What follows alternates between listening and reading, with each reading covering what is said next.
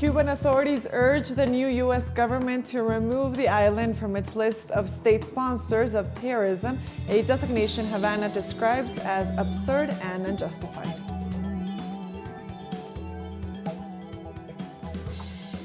In Ecuador, the National Electoral Council underlined that the agency's computer system cannot be audited until the electoral process is finished. And Bolivian President Luiz announced that a Boeing 767 belonging to the country's state airline is on its way to China to receive a shipment of 500,000 doses of the Sinopharm vaccine.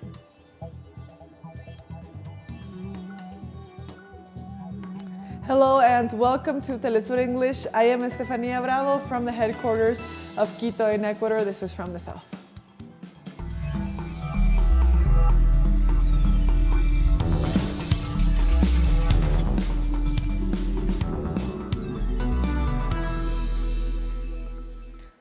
On the occasion of the high-level segment of the disarmament conference, Cuba urged the U.S. administration to revoke the island's designation as a suspected state sponsor of terrorism.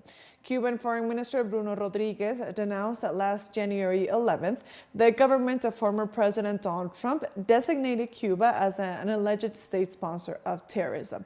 The senior diplomat pointed out that the accusation is aimed at imposing additional obstacles to any prospect of Congress in bilateral relations between the two countries, for which he urged the government of Joe Biden to revoke what he considered an absurd and unjustified decision. In addition, the head of Cuban diplomacy added that Cuba is asking the UN to fulfill its mandate to negotiate multilateral treaties on nuclear disarmament.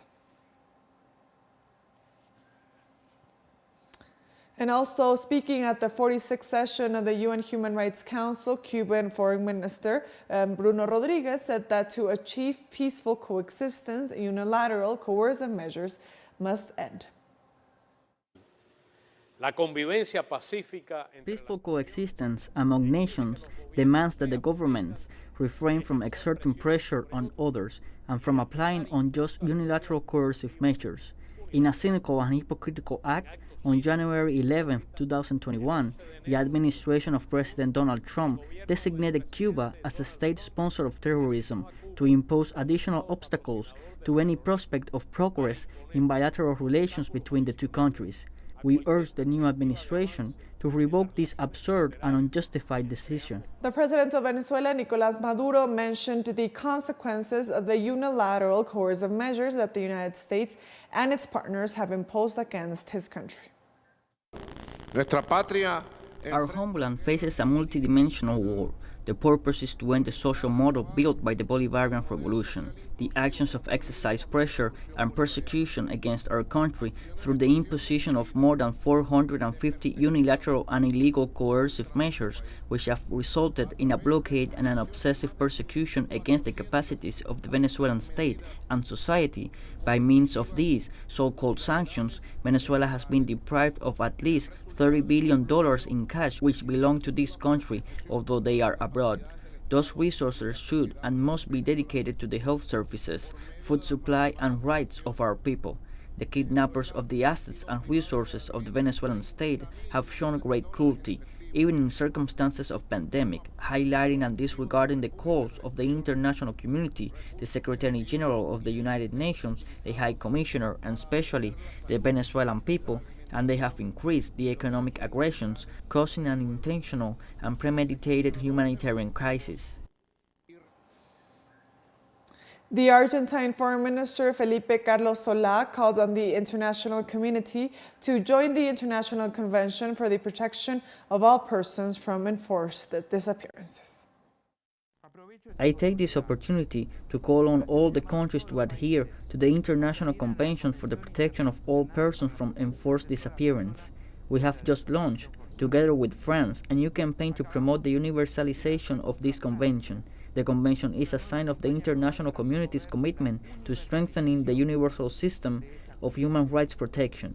We hope to continue to contribute to these developments and also to work with the Human Rights Council, and in this context we hope to have the support of the states present for our candidacy for the period 2022-2024 in these elections that will soon take place. And while addressing the UN Human Rights Council, Syria's Foreign Minister Mouad accused the West of double standards and of using human rights as a pretext to intervene in other countries' internal affairs. After 15 years since the establishment of this council, we regret that Western countries continue to use the platform of the council and its mechanism to impose an approach that is based on double standards and selectivity in dealing with human rights, and accusing states that are not in harmony with their political views and labeling them as being in violation of human rights, and using this as a pretext to interfere in their internal affairs. Unfortunately, some of those who have adopted decisions on Syria and other countries are among the governments that violate human rights the most. Those claiming that these measures do not affect ordinary citizens are lying, because coercive measures only affect ordinary citizens, impacting their basic needs. Unilateral coercive measures are among the clearest example of grave and systematic human rights violations that affect the peoples of the countries targeted through these illegal measures. Palestinian Foreign Minister Riyad al-Malki called for the defense of fundamental rights during his address to the UN Human Rights Council. The foreign minister also made reference to the impact of the pandemic on the world. We are convinced that you can act in favor of the dignity of human beings and the protection of human rights. Ladies and gentlemen, a year has passed. At that time we were here in the Human Rights Council headquarters. Today we are away, and yet we are united by the values of justice, equality, and human rights. And in that sense, I would like to express my condolences to all the people, to all the families who have lost loved ones due to the pandemic. This pandemic has taught us, reminded us, that we are human beings and equal, and that humanity is the most precious asset to defend. Foreign Minister al-Malki also denounced that Israel is preventing access of COVID-19 vaccines to Palestine. Despite the pandemic and despite repeated calls by the UN and the Secretary General to improve international cooperation and to put humanitarian principles at the forefront of our concerns, Israel has continued to carry out major occupations, not only refusing to leave these places, but also refusing to give vaccines to the Palestinians. It even prevents them from reaching the Palestinian territories, especially the Gaza Strip, which is under blockade. If Israel can go ahead with its crimes and violations of the rights of the Palestinian people, it is due to the lack of international accountability for the impunity it enjoys. In Ecuador, the National Electoral Council underlined that the agency's computer system cannot be reiterated and managed until the electoral process is finished. After a meeting with the CNE advisors, the councillor José Cabrera Zurita reiterated that the computer system is sealed and cannot be modified. The public official affirmed that any revision processes must be done after the second round of the elections. Cabrera Zurita remembered the steps for the auditing procedures after the Attorney General's office asked for a revision of the information database and cannot be done for now. Also expressed to have carried out a clean and open process since the computer system and the results did not present any problems. The defense of the former president of Brazil, Luiz Inácio Lula da Silva, filed an habeas corpus action with the Supreme Federal Court. With this request, the defense team asked the court to cancel the ongoing certification for the alleged possession by Lula of an apartment in Guarujá in exchange for benefiting a business group. They are also requesting the revocation of some indictments and the reduction of the files in the contentious regional court. With this, they seek to present new appeals to the Supreme Court of Justice to prove the innocence of the leader of the Workers' Party, since there is no evidence that he has committed the crimes for which he is accused of. El Salvador is prepared to legalize the electoral campaign this Wednesday in view of the legislative commissions and municipal elections set for next Sunday. More than 5,300,000 Salvadorians are preparing to renew the 84 congressional seats and elect local representatives for the country's 262 municipalities. It's expected that the ruling party Nueva Idas will not get the majority of votes in the assembly, where the parties of Nationalist Republic Alliance and Frente Farabundo Martí for National Liberation are leading. This February 24th, the country enters into electoral silence. Therefore, propaganda for political parties and candidates will be prohibited. The president of Argentina, Alberto Fernández, has begun his official visit to Mexico on Monday. The Argentine president arrived to the South American country to hold meetings with some Mexican businessmen, as well as with his counterpart, Andrés Manuel López Obrador. One of the topics to be discussed is the joint manufacture of vaccines to tackle the COVID-19 pandemic.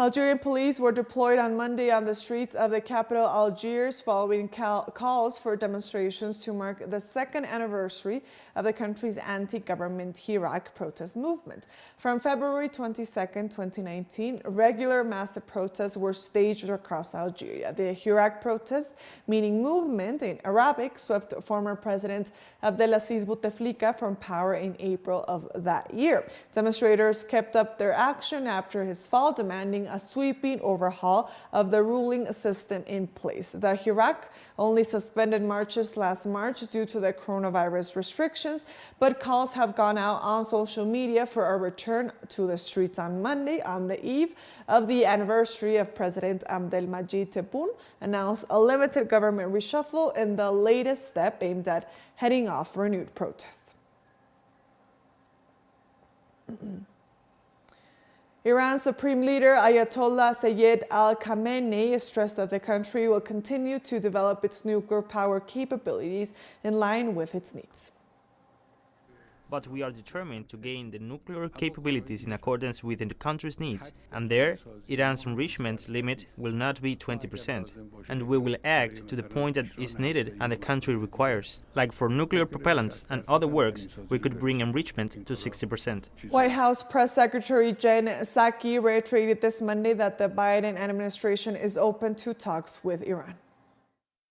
Well, first, I think you're referring to the reports from the IAEA over the weekend and kind of discussions they had about Iran's compliance and access that they would have or were looking to have to Iran's facilities on the ground. And certainly, I would send you to them on that. But I would say that what Secretary Blinken's announcement and what our announcement that came out last week is a reflection of is an openness to have a conversation, an openness to diplomacy. And that invitation was issued by the Europeans to invite us, to invite the Iranians to the table to have a conversation. We have indicated, sent no indication that we are willing to take additional steps in advance of that. What we're willing to do is sit at a table and have a diplomatic conversation because we are looking to prevent Iran from acquiring a nuclear weapon, and we believe diplomacy is the best way to do that. China's foreign minister made some remarks today about wanting to sort of rejig the relationship with the United States, and he called for tariffs to be removed. I know that this policy is under review along with lots of policies, but can you give any reaction to what he has said and any update on President Biden's feelings about tariffs and broader China policy? Well, you know, I think as we said around the time when the president had a conversation with President Xi, we believe the relationship with China is one of strong competition. We want to come to that relationship from a position of strength. That means working in close coordination with our partners and allies around the world, Europeans, other partners in the region, also with Democrats and Republicans in Congress. And it also means we want to do work at home and focus on doing work at home to make sure we are coming to that from a position of strength. As you noted, there's, of course, a review of our tariffs and the tariffs that were put in place. I don't have any update on that. This Monday, Bolivian President Luiz announced that a Boeing 767 belonging to the state airline was on its way to China to receive a shipment of 500,000 doses of the vaccine produced by China's Sinopharm pharmaceutical company. President Arce thanked his Chinese counterpart Xi Jinping for his support in fighting the pandemic. China agreed to sell Bolivia 400,000 doses of the vaccine and donated another 100,000 to authorities have also confirmed that it has signed deals for the supply of Russia's Sputnik V vaccine and the AstraZeneca shot.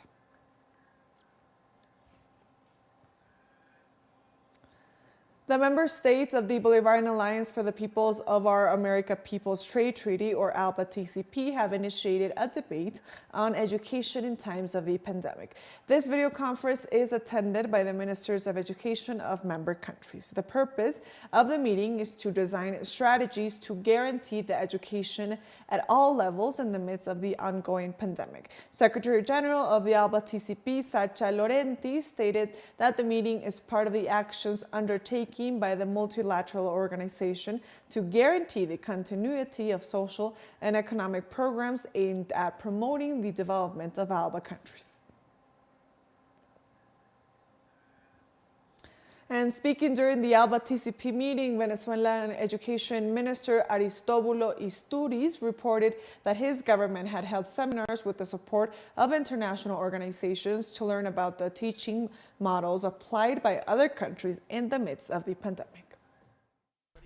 During this period, seminars were held with the participation of UNICEF and UNESCO, with the invitation of some sister nations to study comparative education. 3 important seminars can be highlighted. One on distance education. Here we have the conclusion of that seminar that we can share with everyone. Another important seminar was educational television. We also gathered the conclusions and lessons and its link to the psychosocial and social-emotional impact of quarantine on our children. We closed the year, as always, undertaking the experience of the National Pedagogical Congress, a congress that we are developing throughout the year to systematize the experiences in distance education. British Prime Minister Boris Johnson announced that schools will reopen in England from March 8th and non-essential retail from April 12th.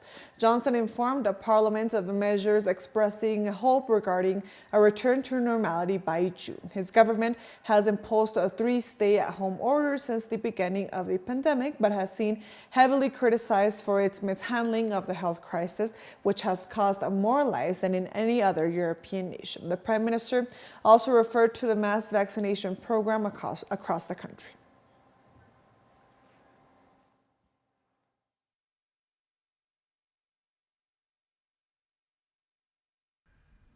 Step 4 will begin no earlier than the 21st of June.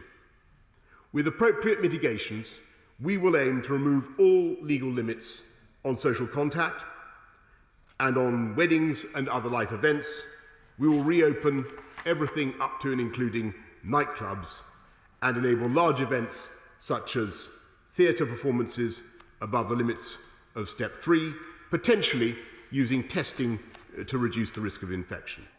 Elementary schools and kindergartens in more than half of Germany's 16 states reopened on Monday after 2 months of closure due to the coronavirus pandemic. This move comes despite growing signs that the decline in case numbers in Germany is flattening out again and even rising in some areas. The health ministry has defended the decision to reopen schools, saying younger children in particular benefit from learning together in groups. Education unions have called for teachers and kindergarten workers to be moved into a higher priority group for vaccinations, an idea that government officials have said they will consider. I think there should be improvements. It is very, very important to give the teachers, but also the educators in the kindergarten security, and also to make clear their importance in our society. It's important that we get vaccinated because we are on the front line here and we are dealing with children, and of course we want to teach as safely as possible. Children are returning to school also in the Democratic Republic of Congo 2 months after they were closed over the spread of the coronavirus. I feel joy after this long period of school closure, and today we feel relieved that classes have reopened. We have taken measures to try to prevent the spread of this pandemic, but this has somewhat penalized the education of our children. It's a pandemic. We can't do anything about it. It penalizes a little bit all sectors, including even the education of our children. But as the recovery is there, we are pushing for the side of relief. The COVID-19 death toll in the U.S. surpassed 510,000 on Monday, matching the number of U.S. citizens killed in World War II, Korea, and Vietnam combined. The U.S. toll is by far the highest reported in the world, though the true numbers are thought to be significantly greater, in part because of the many cases that were overlooked, especially earlier on in the outbreak. Beginning early on and throughout 2020, as deaths mounted, hospitals struggled to deal with the load, running out of ICU beds and medical equipment needed to treat patients. Simultaneously, morgues filled up across the country from New York to Los Angeles, forcing them to bring in refrigerator trailers to hold all the dead while ordering thousands of additional body bags. To date, the country registers more than 28.7 million COVID-19 cases.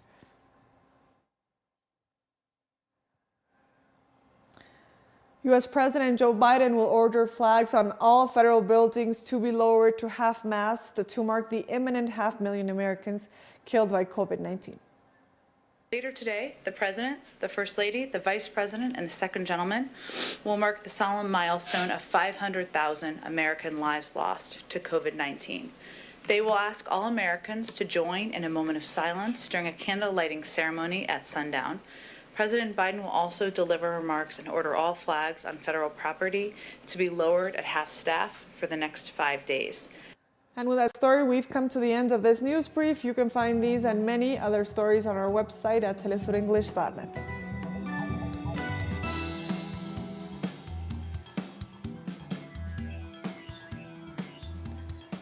And don't forget to follow us on our social media accounts as well. We are on Facebook, on Twitter, and on Instagram. For TeleSUR English, I am Estefania Bravo. See you next time.